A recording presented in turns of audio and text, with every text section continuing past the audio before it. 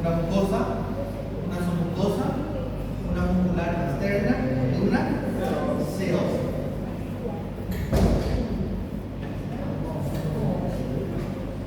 El epitelio, o sea que en la mucosa tenemos el epitelio cilíndrico simple. Ese epitelio está constituido por el cilíndrico simple. Cada célula cilíndrica está constituido por células mucosas superficiales. Y cada célula mucosa superficial tiene mucinógeno en su interior. ¿Sí? Entonces son células muy semejantes a células caliciformes, pero no son células caliciformes. La impaginación, como podemos observar aquí, por ejemplo, aquí hay una mucosa. Hay una mucosa, sí, pero vemos aquí esta parte como el epitelio se impagina. Miren ahí cómo el epitelio se impagina. Esa impaginación se conoce como fosita gástrica. Entonces vemos que hay muchas impaginaciones entre los epitelios que va a corresponder a la fosita gástrica. ¿Sí? Ahora, ¿qué más vamos a encontrar aquí? Abajo del epitelio, la lámina propia, en donde la lámina propia es tejido conjuntivo laxo, y aquí evidentemente hay abundante cantidad de glándulas. Las glándulas se conocen como glándulas gástricas.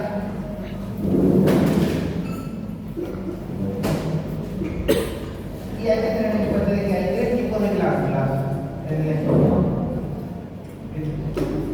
glándula cardíaca, fúngica y pilórica. Porque habíamos dicho ya en la clase práctica de que solamente hay tres porciones del estómago, histológicamente, pero anatómicamente son cuatro. Ya dijimos eso varias veces en la clase pasada.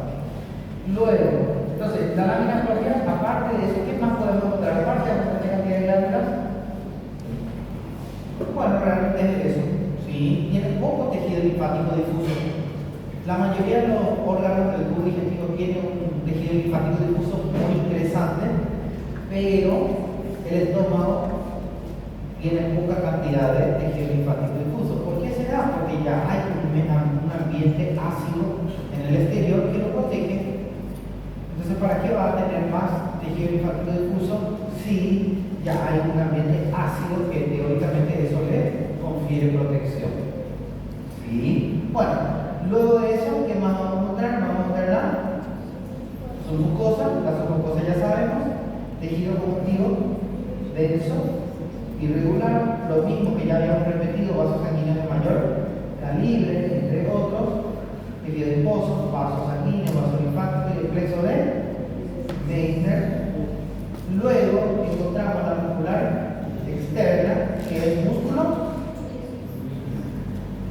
liso, pero aquí hay tres capas de músculo, tres capas, ¿sí? ¿Cómo suele ser siempre? Circular media, o sea, ¿cómo es siempre? Circular interna y longitudinal externa. ¿Pero qué pasa acá?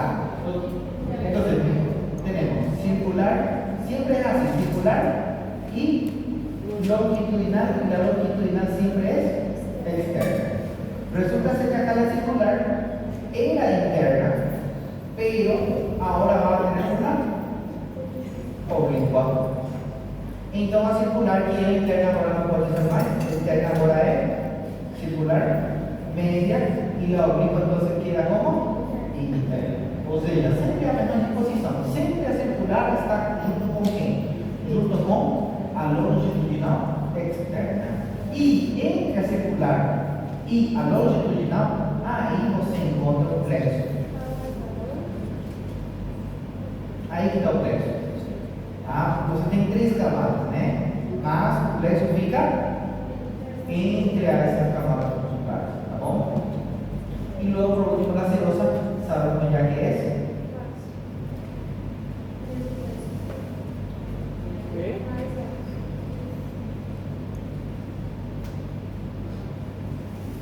Ya. Como você que ficar repetindo o tempo todo a mesma coisa, né? Falando muita vez e já não está conseguindo gaseosa. Ah, bueno. Miramos ahí entonces, cositas gráficas, cositas, o sea, perdón, matemáticas. Cositas, cositas, cositas. ¿Para qué hay cositas? Porque probablemente esa cosita es donde va a recibir algún producto de secreción de alguna glándula. Entonces, algunas glándulas. ¿Sí? Entonces, estas glándulas son 3. ¿Sí? Entonces aquí vemos la mucosa, la submucosa, la muscular externa. ¿Sí? Aquí vemos la muscular de la mucosa. Aquí vemos entonces las células mucosas superficiales, las cositas cácticas, y aquí estamos observando qué cosa, las glándulas. Bueno, aquí estamos viendo una porción del esófago y aquí estamos viendo ya parte del estómago. Entonces aquí estamos viendo, estas no son glándulas, ¿sí? Estas son cositas lácticas. Las glándulas son estas que están aquí en las profundidades. Por eso que las glándulas están en la lámina propia. Sí. ¿Cómo? Aonde? Não sei.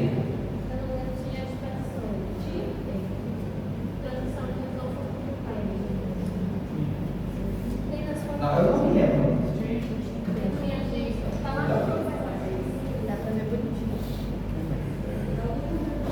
Não sei, pode cair. Entonces, cosita gráfica, y aquí que encontramos glándulas, las glándulas, ¿cierto? Aquí está la muscular de la mucosa. Entonces, vemos lo siguiente, vemos de qué. No. Aquí se un cachito y se así. No doy. Bueno, entonces, vemos de que las glándulas craneales tienen 3 células. ¿Cuáles son esas 3 células? Células secretoras del moco, ¿sí? Células mucosas del cuello, ¿okay? Luego tenemos células enteroendócrinas, y las células enteroendócrinas son las células que van a secretar hormonas. Secretan hormonas, ¿sí? Y luego vamos a encontrar las células basales, y las células basales son células madres. Entonces, nos damos cuenta de que estas glándulas no van a producir ácido, no producen ácido, las glándulas cardíacas, ¿ok?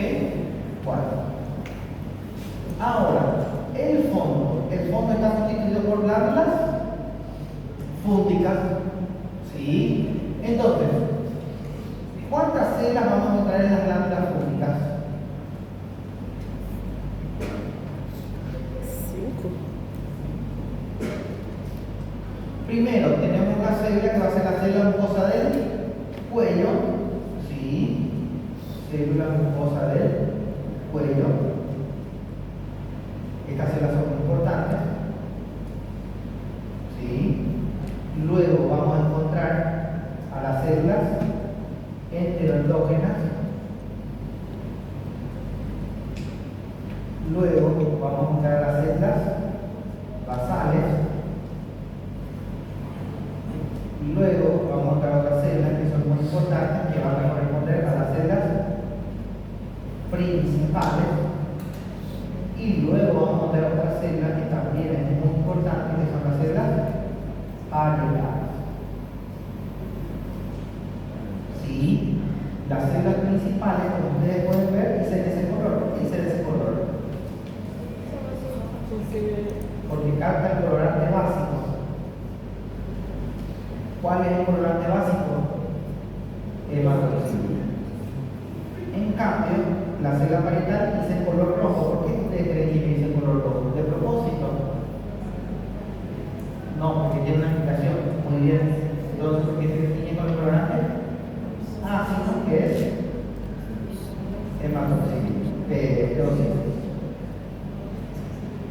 O si no, que es mucho.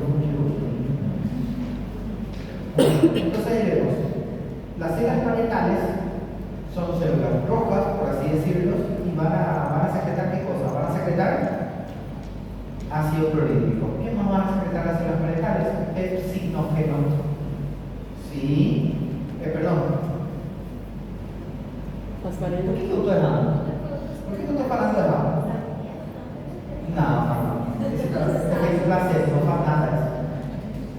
¿Por qué tú estás hablando? Voy a escribir. No, puede ser. Bueno, entonces le voy a escribir. Voy a escribir. Entonces, nos damos cuenta. No, son noticias que producen. Ahí apareció. Entonces, las células parietales van a producir ácido clorhídrico y también van a producir el factor intrínseco.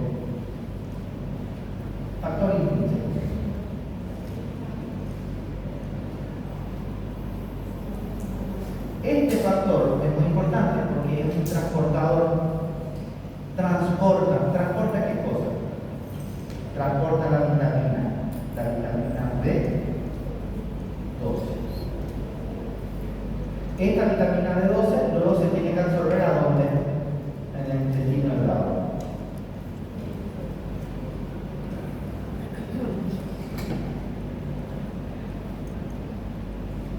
O sea, si no tem fator intrínseco, não pode chegar no sangue através da absorção do intestino. Se não tem que ir direto para o sangue. Tá? Então, é impossível a absorção da vitamina B12 sem fator intrínseco. A absorção intestinal. Tá? Entonces, el factor intrínseco es muy importante. ¿Por qué? Porque transporta la vitamina B12 para que se pueda absorber en el tercio distal del intestino delgado, en el hilo. ¿Sí?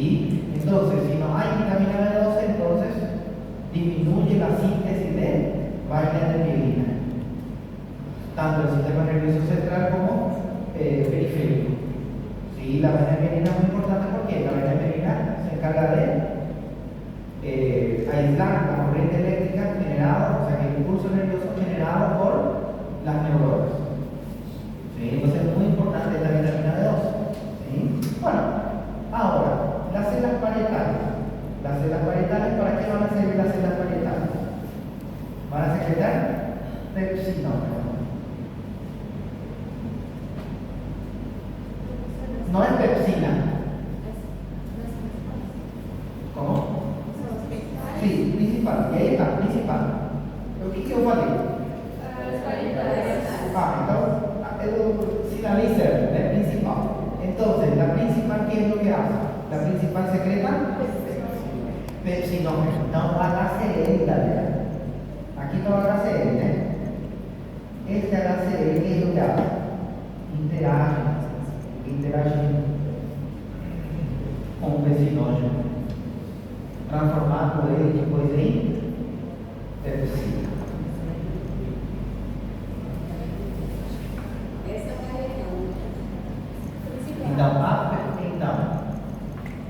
Eu estou assinando tudo já para vocês. Parietal, eu escrevi lá. Eu escrevi o que na parietal?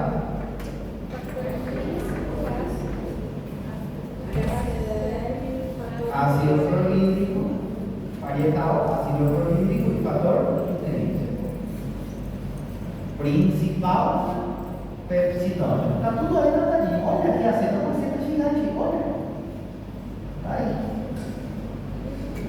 Cetão. No cetina, cetal. Bueno, entonces ahí nos damos cuenta de que es pepsinógeno. No es pepsina, galera, ¿tá? Mucha gente fica escrevendo pepsina, não é pepsina, é pepsinógeno. A pepsina já é uma molécula ativa. Y son enzimas proteolíticas. ¿Qué significa enzimas proteolíticas? Son enzimas que van a, digamos, descomponer aquellas moléculas de mayor tamaño, proteínas, para convertirlos luego posteriormente en aminoácidos. Entonces, para eso sirve. Ou seja, eu uso o HCl já faz isso. Mas agora tem outro coadjuvante que é a pepsina. Então a pepsina vai fazer também para descomponer las moléculas proteicas que son de mayor tamaño. ¿Sí? Bom, sim, sabe? Ele libera o pepsinógeno que vai virar pepsina. Sim. Mas ele não pode. Pepsina vai degradar. Mas ele não pode virar pepsina sem o HCl. Sim, entendi. Então, pepsinógeno seria inativo e pepsina seria Ativo. ativa. Obrigado. Muito bem. Isso aí, tudo bem? Obrigado. Entonces aquí vemos qué porción del estómago.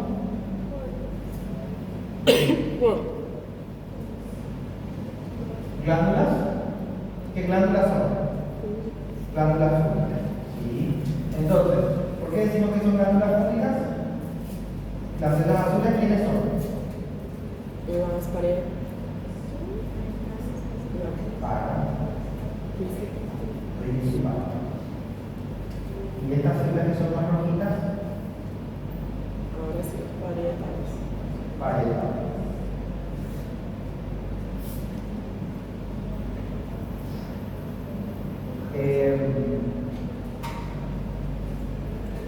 Hay una mnemotecnia para las principales. ¿Conocen? ¿Saben qué es Pepsi? Sí. ¿Conocen, verdad? Bueno, acá en Paraguay, yo no sé, no sé si en Brasil existe eso, pero aquí se conoce como por ejemplo el príncipe azul. Sí. El príncipe azul es el príncipe encantado.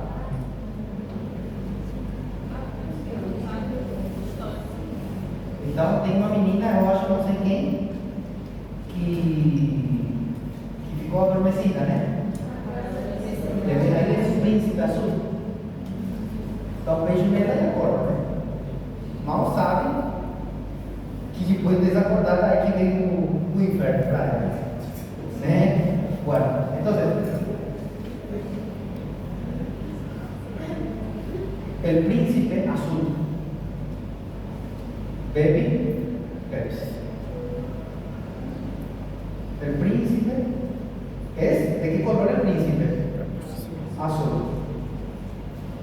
Y él gosta mucho de beber Pepsi. Entonces, el príncipe principal, azul, porque se tiñe con el colorante básico que es hematoxilina, y además de eso secreta Pepsi G, pepsinógeno. Viu? Que fácil. E além disso, os parentes são tóxicos. Os parentes são ácidos. Tem parentes que são ácidos, né? Sim. Tem várias pessoas já na minha cabeça que são parentes ácidos. Bueno, está más así más o menos. ¿Sí? Vou perguntar isso para vocês. Provavelmente a maioria vai errar novamente. Bueno. Después están las mucosas del cuello. Eso no me critica, chicos, son mucosas. ¿Sí? Entonces, estas células mucosas del cuello vamos a encontrar en distintas partes, tanto en la parte cardiac como en la parte pública como en la parte filórica. ¿Sí? Entonces secreta moco. Tiene abundante cantidad, o sea que tiene abundante cantidad de moco, y generalmente estas células van a secretar bicarbonato. ¿Sí? Son muy sensibles a lo que es a los inhibidores de, ¿saben el ibuprofeno? Ellos inhiben la prostaglandina, y la prostaglandina es muy bueno, es un componente muy importante para la secreción de la mucosa. ¿Sí? Entonces, ¿qué pasa cuando una persona consume ibuprofeno? Disminuye las prostaglandinas. Al disminuir las prostaglandinas, es que la prostaglandina, vamos a supor que está com dor. A liberação em outras partes da prostaglandina gera dor, né?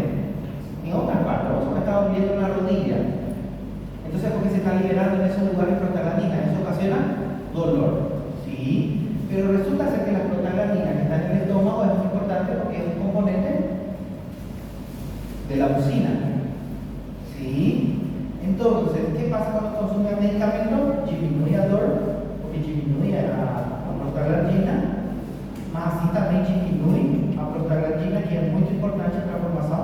esse moco aí no estômago. Então, o estômago fica mais exposto ao ácido. Então, por isso que muitas pessoas sentem dor quando consomem este tipo de medicamentos. Sí, puede tener una úlcera. Bueno, entonces las células mucosas del cuello son muy importantes porque tienen gránulos de mucina en su interior, pero no son iguales a las células mucosas superficiales. Las células mucosas superficiales, que el epitelio siempre sigue, aquí están para la glándula. Porque las dos células, tanto células mucosas del cuello como células mucosas superficiales, los dos tienen mucina en su interior. Moco, esto se llama, todo lo que secreta moco tiene mucina en su interior, ¿sí? Bueno, vida media de estas células, 6 días. O sea, cada 6 días de la origen científica va se formando otras células filias, vamos dando otras células. Entonces, estas células que están aquí son las células mucosas del cuello, porque vemos aquí que hay evidentemente ese espacio blanco, y ese espacio blanco va a ser el acúmulo de mucinógeno en su interior. Luego vemos a las células parietales y luego vemos aquí a las células principales. Entonces habíamos dicho que las células principales van a secretar ácido clorhídrico y factor intrínseco. Las células parietales también se conocen como células oxídicas. Y miren, chicos, la reposición de estas células demora un poquito más, tarda alrededor de 150 a 200 días, o sea, ahí demora mucho para acontecer a renovación de esas células, ¿sí? Entonces, las células mucosas del cuello tienen gránulos de mucina, en su interior. Las células principales, ya vimos, no tienen gránulos de simógeno. ¿Qué es lo que va a secretar? Sinógeno. Las células enteroendógenas son varias. Hay varias células enteroendógenas, ¿sí? Entonces, ¿qué es lo que hacen las células enteroendógenas? Van a secretar hormonas. Y hay distintos tipos otra vez de células enteroendógenas. Células G, como ustedes pueden ver, que van a secretar gastrina, células D, que van a secretar somatostatina, ¿sí? Las células E, que van a secretar histamina. Y evidentemente son células muy similares a aquellas células que se secretaban en el aparato respiratorio. Entonces, ¿cuál es la función de las células enteroendógenas? Secretar hormonas. Esa es su función, ¿sí? Ahora, observamos entonces esto. Habíamos dicho que la porción antropilórica o pilórica tiene fositas gástricas alargadas, mayor cantidad de glándulas en la lámina propia. Entonces, ahí sabemos que es este tipo de célula. ¿Qué tipo de células vamos a encontrar aquí? Células mucosas, lo mismo, células enteroendógenas y ocasionalmente unas células basófilas que se conocen como principales.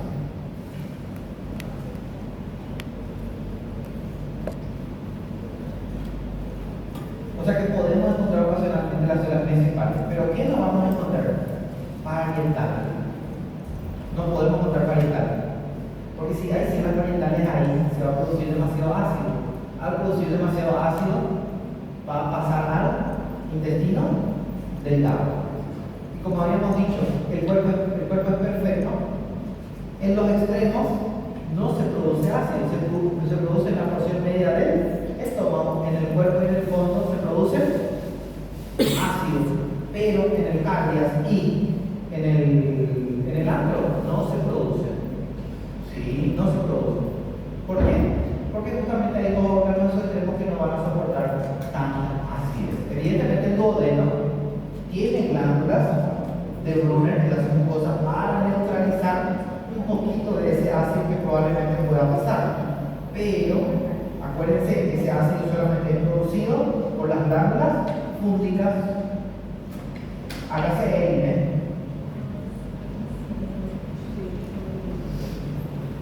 Sí, tienen, por eso se tiñen de esa. No son glucosiladas, no sufren mucha glucosilación Por eso es que no se tiñen tanto.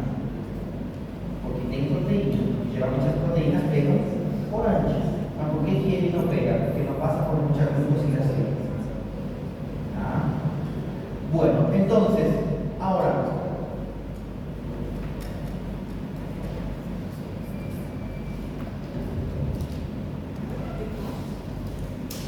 glándulas.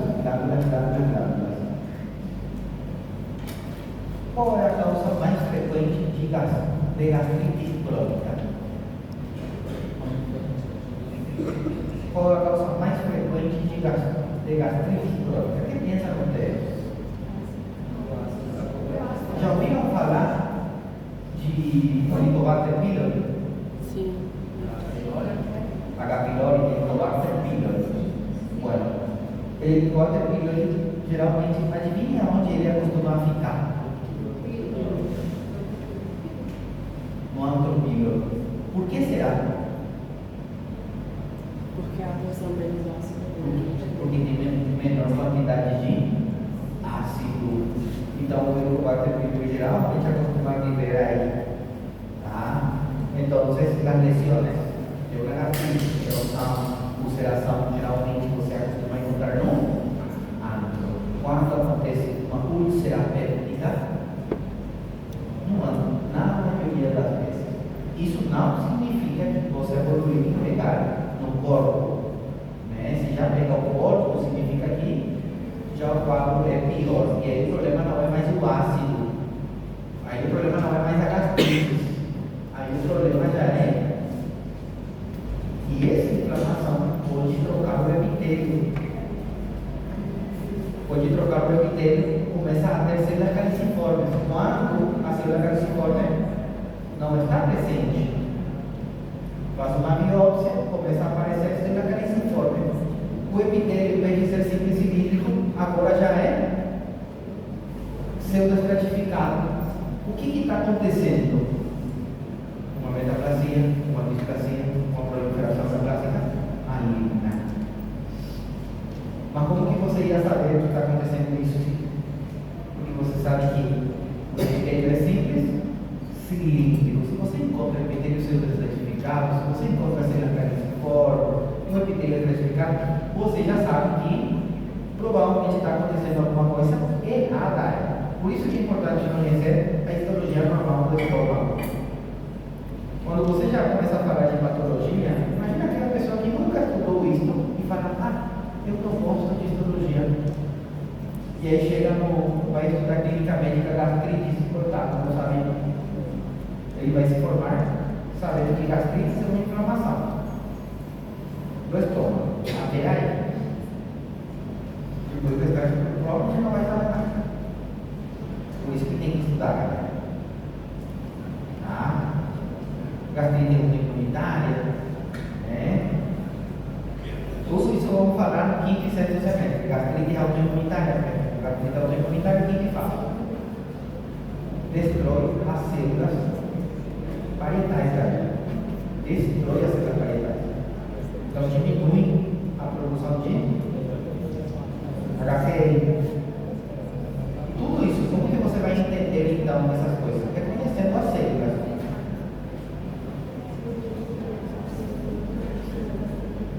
E geralmente o diagnóstico, a maioria fica errado no momento do diagnóstico. Por que fica errado no momento do diagnóstico? Por causa de não saber o basiquinho. E quem acha o diagnóstico é o melhor médico. Por que é o melhor médico? Porque sabe o básico. Né? Quantas pessoas falam para você, nossa, eu já fui para muitos médicos, eu já fui para um monte de médicos, não sei o que está acontecendo.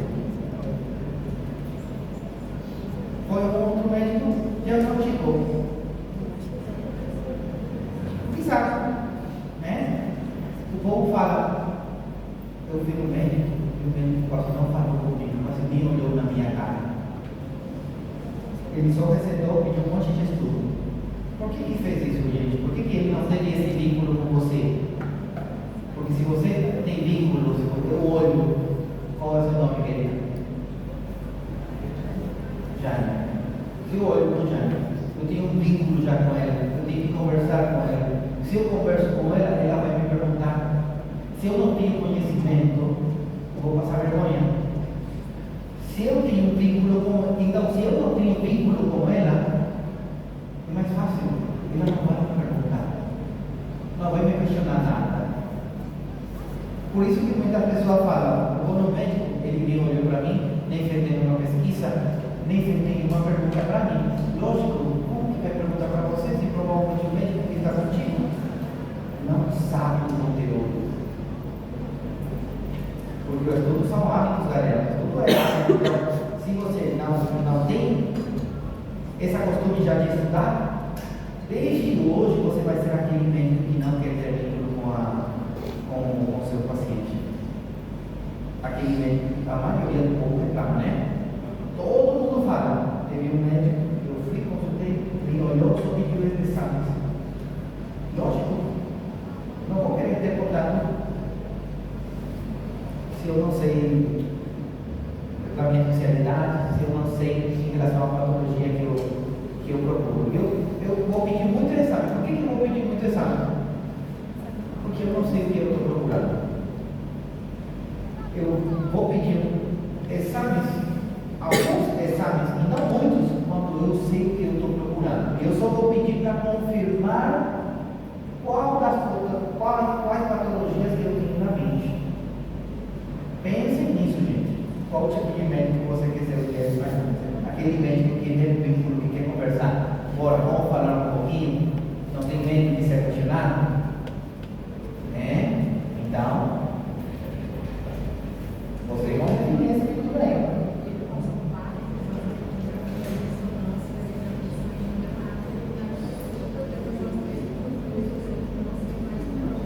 Olha aqui, temos um caso. Não quero que pensem que eu estou viajando. O neurólogo, quantas vezes? 3 consultas. Fez tudo, gastou um monte, pediu, o médico pediu de tudo.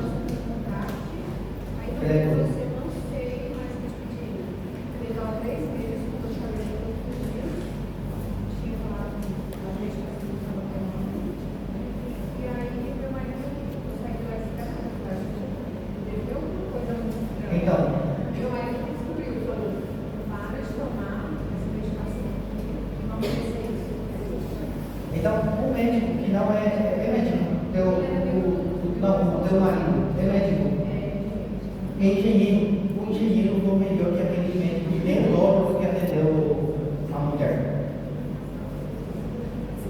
Então, galera, o cara é neurólogo, o cara tem um monte de coisa, pediu milhões de estudos para ela, e no final da conta, para quê?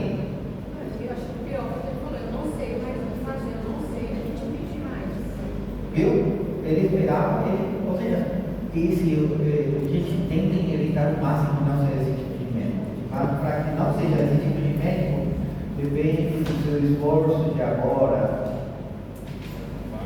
Depende do seu esforço de agora, tá bom? Bueno, lo siguiente, vamos a seguir ahora a voz de frase.